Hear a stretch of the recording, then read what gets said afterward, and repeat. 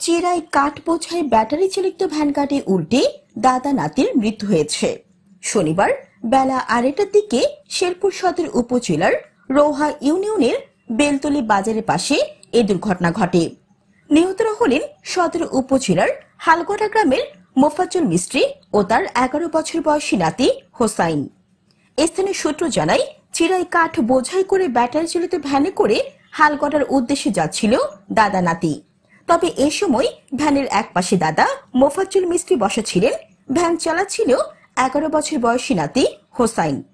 পথিমধ্যে বেলতলী বাজার সংলগ্ন স্থানে নিয়ন্ত্রণ হারিয়ে ভ্যানটি উল্টে গেলে ঘটনাস্থলে হোসেন মারা যায়।